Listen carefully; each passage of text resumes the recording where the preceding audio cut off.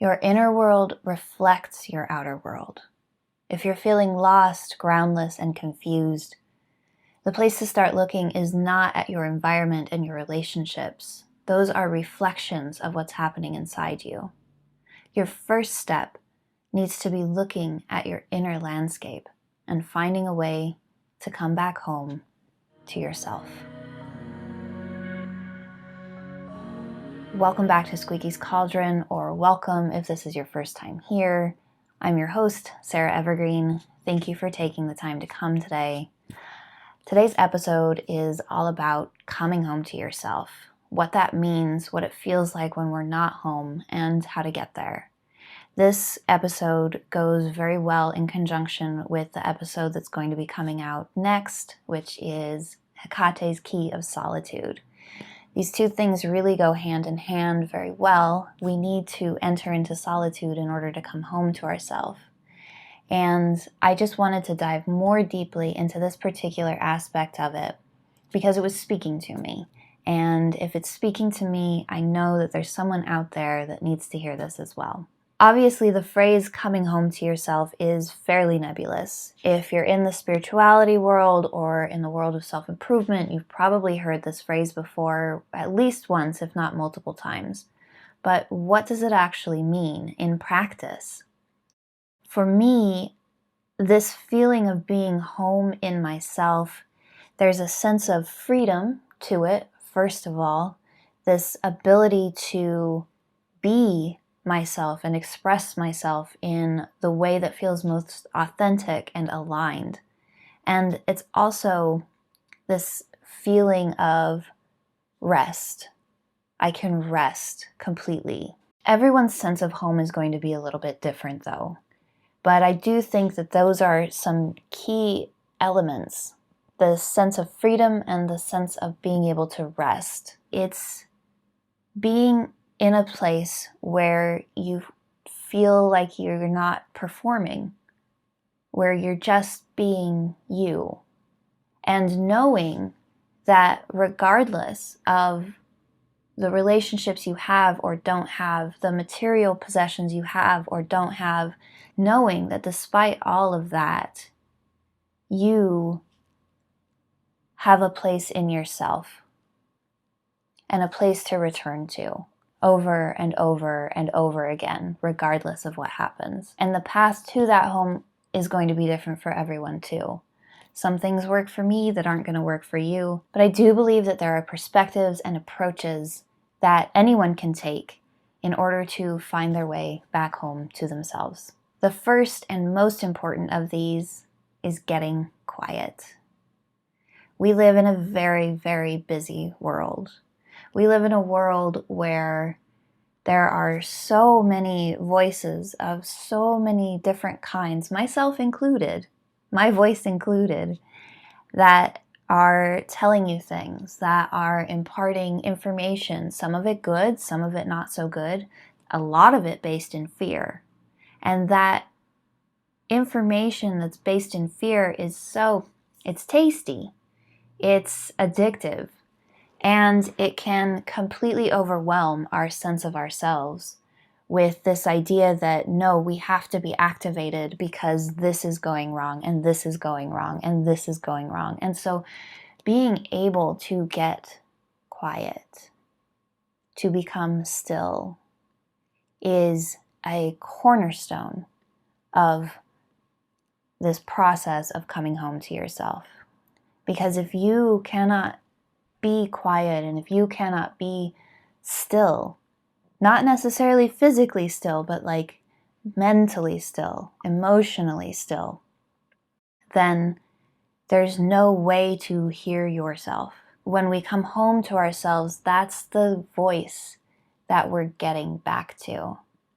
This one that's deep inside of you. If you're not used to getting quiet though, that can feel quite triggering because of all of those voices that you've taken in throughout your life, many of which have probably told you that listening to yourself and your truth is actively dangerous for yourself and for the people around you. I know for myself, I grew up in a household that told me that I couldn't trust my emotions and I couldn't trust my experiences that I was having. I couldn't trust how I was responding to these experiences. Gaslighting. And so many of us have been gaslit in so many different ways, whether it's in our family of origin or from the media. When we see something happen and we respond a particular way, and then we're told by some kind of authority figure, whether that's the news or a corporation or even just a teacher at school, that no, you're actually supposed to respond this way, and the way that you're feeling right now, that's not right or true or valid. That's gaslighting, and it teaches us to not trust ourselves. So when we turn back to the act of trusting ourselves, especially at first, it can be overwhelming. It can be very scary, and it can bring up a lot of shame and grief. And I just want you to be aware of that. So when you start to do these practices like meditation is a really fundamental getting quiet practice. When you start to do those, stuff might come up that's not, peace and bliss. I had a friend who had never meditated before in her life, was in a very unhealthy relationship and had been for many years. And the very first time she sat down to meditate, possibly the only time, I don't know what's happened to her since then, but that time she sat down to meditate, it was so overwhelming that after just a few minutes, she had to get up and go throw up in the bathroom. And this kind of thing might happen, especially when we've got lots of stuff that's really repressed and heavy based on other people's opinions and the things that we've been carrying from other people. When we start to get rid of that, oh my God, the body may have these really intense responses. And just know that that's normal and that's okay. And it might be really helpful, if that's the place that you're at, to seek out help from a therapist or a coach so that you can get closer and closer and closer to that sense of home and that sense of safety within yourself. And meditating is a really great way to do this.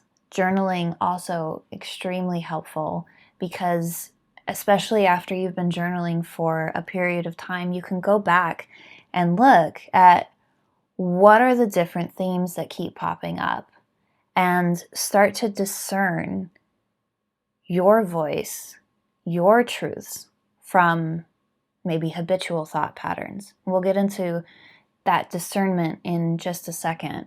Also, intentional daydreaming can be really a beautiful practice for getting quiet. Now, this is not to be confused with ruminating. We have a tendency when we sit down to just have time to think, we end up holding on to some hurt, some past resentment, some worry about the future, and just going around and around and around it. This is not what I'm talking about.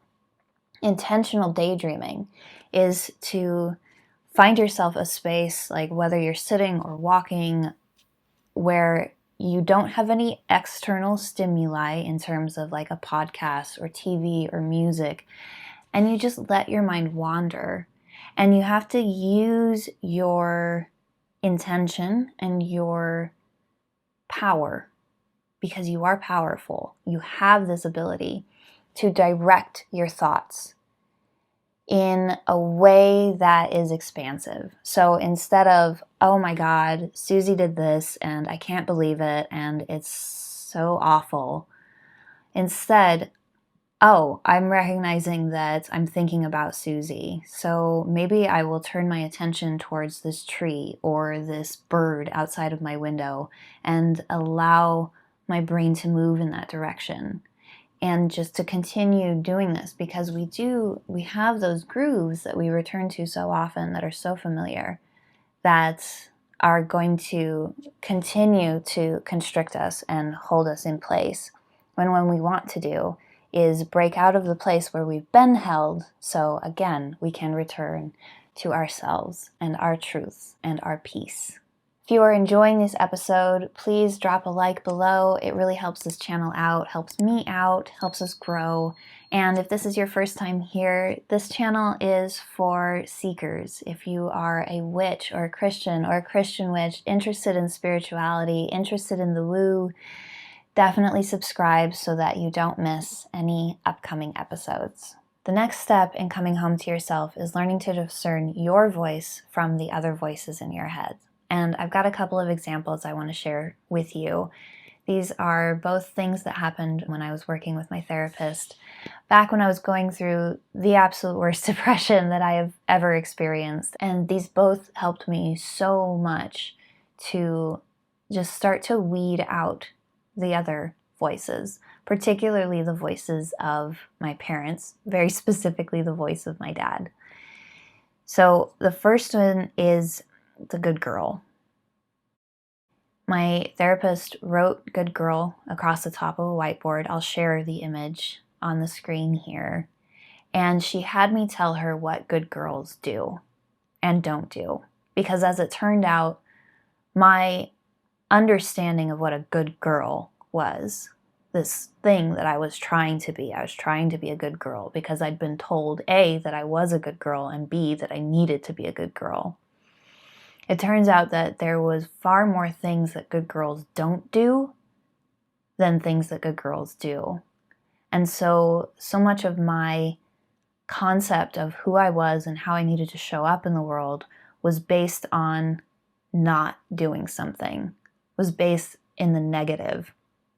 And that was very enlightening, especially when seeing how the things that I was not supposed to do were in direct contradiction with things that I knew that I valued for myself. And I knew that I valued in other people and how other people that I admired showed up in the world. The other exercise, or really thought experiment, that she had me do was to think of my father. So, like many of us, we want our parents to be proud of us, to sit down and say, hey, I love you, I accept you exactly the way you are, and I'm proud of you. And a lot of the time, we don't get that. But there's still, it drives so many actions trying to find this source of approval, even after a parent has passed away. Trying to find this approval in the outside world in some projective fashion. So I want you to put yourself in the position of someone you're trying to get approval from. Now, think about their lives. Think about their values. Think about the things that they make priorities. Are they compassionate or are they shut down? Are they kind or are they cutting? Are they successful in the ways that you want to be successful? Or do they hold a kind of authoritarian chokehold on your ideas and what you're supposed to be like? And so many of our parents do fit that role where there's this projection of, no, you need to show up in the world like this.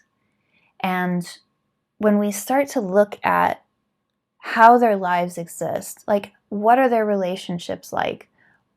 What are their days like? And then we think, okay, this person is showing up in this way. Is that how I want to show up? This person's relationships look like this. Is that how I want my relationships to look like? And if you can answer, like, yes, this person is showing up in a way that is really beautiful, that is inspiring to me, that feels really good and aligned with what I want and what I value and the priorities that I make in my life. If all the answers to those are yes, then looking at them as not someone who you need to get approval of, but as someone whose life you can emulate in a way that is still authentic to your own, that can be really, really beneficial. Having role models. But if that person is showing up in a way that is hurtful and unkind, like, is that really the person you want approval from? Because if they're approving of you, then that means that your actions and the way that you're showing up in the world is aligned with their values and their priorities. And so that was very helpful for me to go through and realize that this approval that I was seeking it from someone who I don't want to emulate, who I don't want my life to be like. So I'm curious, who do the voices in your head belong to? If you want to drop it in a comment below, that'd be great. It can be really helpful to see it in black and white, actually spelled out. And it can be helpful for other people too, to see examples of, oh, it might be this person's voice for themselves. So for me, the voices in my head have been my parents, have been teachers, have been the media, of course, because that's in all of our heads. They've been friends that I had during my high school years. And a lot of those voices were actively keeping me smaller and keeping me away from myself. Now, more of the voices that are in my head are people like my therapist, my boyfriend, my current friends, people who are nurturing and supportive. But those voices, the ones that I allow in, have been, by and large, I'm not perfect, but have been filtered through this discernment process of, okay, what is valuable to me? What is helpful to me? What can I build on instead of what is tearing me down? What is holding me back? What is hurting me? Once you've started to work out whose voice is whose, what belongs to you, you can start making small promises to yourself to help build your sense of trust. This is a really powerful practice in all areas of life, from your health to your relationships to business to spirituality. Everywhere you can make small promises to yourself. And the key here is very small promises to start with. When you are so out of trust with yourself, it's important to build that up gradually. Making big promises to yourself and then not following through on them will impact your trust in yourself negatively. And we don't want that. We want to be growing that and building that. So what do I mean by small promises? Okay, so let's look at health, for example. Waking up in the morning and promising yourself that you will drink a big glass of water every morning and just starting there. 1 glass of water. Okay. You've made the promise to yourself, you do it, you follow through, and there you are, having done the thing. Maybe it's in relationships. So you have a problem with saying no to people. Start by saying no to one thing every day. Make a promise to yourself to say no to one thing every day. It can be small. It can be, no, I'm not going to meet you for coffee, or no, I'm not going to come to bed right now, or no, I am not going to stay up so late. I am going to bed. Something that tells yourself, okay, this little thing I'm doing, I can trust myself. What's the next little thing? Because these little things will get bigger and bigger. And I want to give you another example here. So starting with the promise to myself. I'd been making small promises, making and keeping small promises to myself for quite some time when I started doing inner child work. And the inner child process is really, it's foundational for a lot of things. It can really skyrocket your growth and expansion, but that's a topic for another video. So in the process of doing this inner child work, one of the things that I promised to myself, that I committed to myself, was that I was not going to abandon myself, my inner child, the way that they had been abandoned by people who were supposed to keep them safe. I was not going to let that happen anymore. And that was up to me, because now I'm the adult and I'm the one taking care of her. And so I got into a situation where I was asked to do something that felt really deeply uncomfortable by someone who I thought was a friend. And I was kind of not given a choice in the situation in terms of the way the information was presented to me. It was just expected that I would be okay with what was happening. And I wasn't.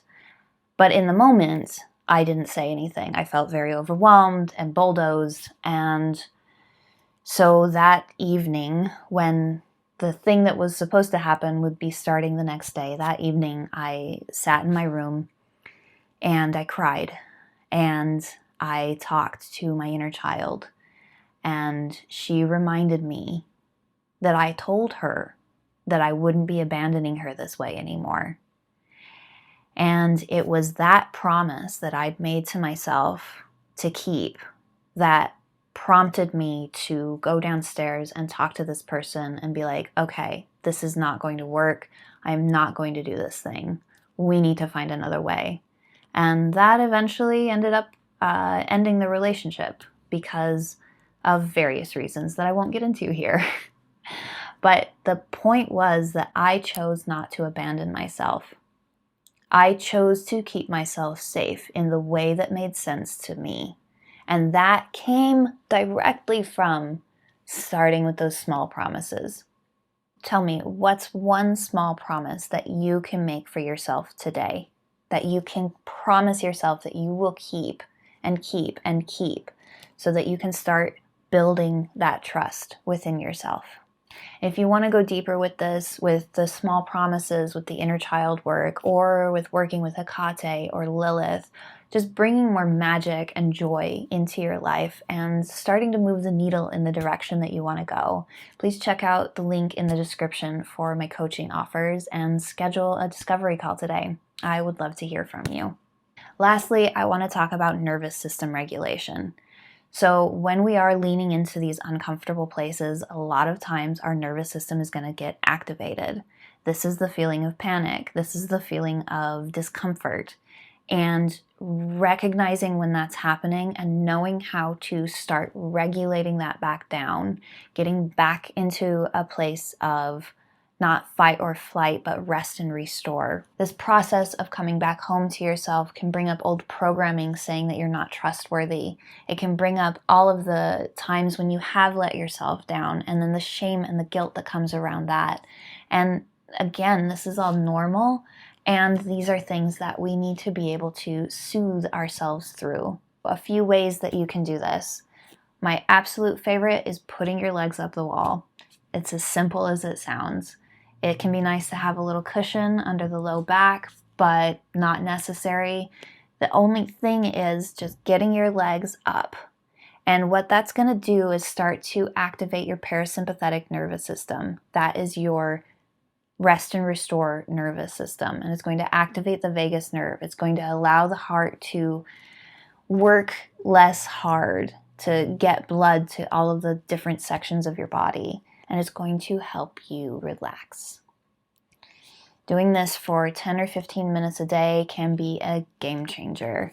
When I was going through the depression that I mentioned earlier in this episode, I would spend probably 2 or 3 hours a day with my legs up the wall.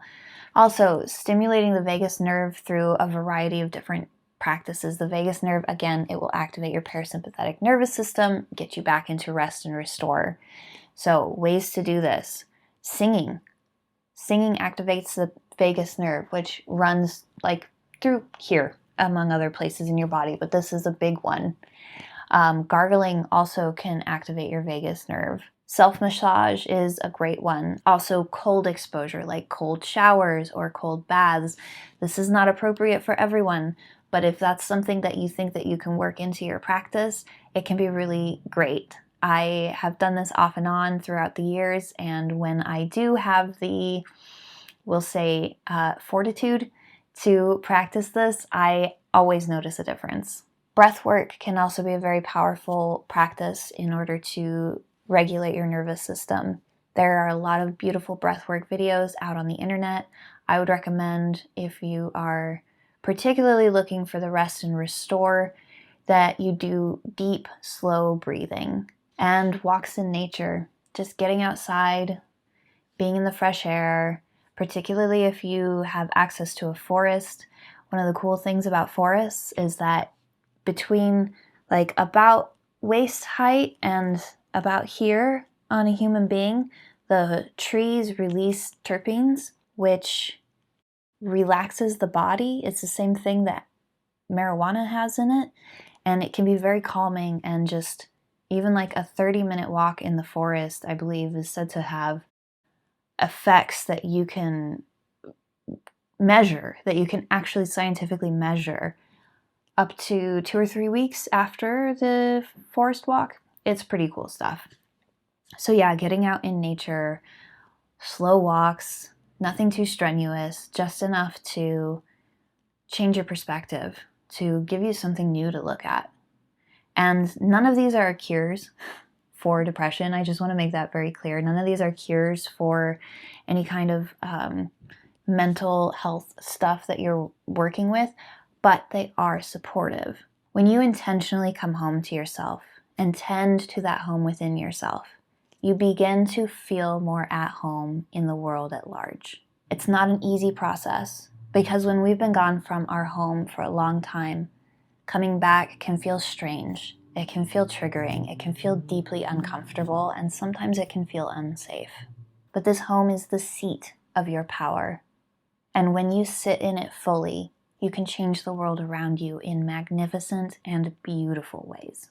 Want to tap more into your own divine creative power? Check out this video on how you, yes, you, are created in the likeness of God, and how to tap in to that beautiful gift of creativity that you are endowed with. Okay, thanks for watching. I will see you next time. And as always, my lovelies, use your voice.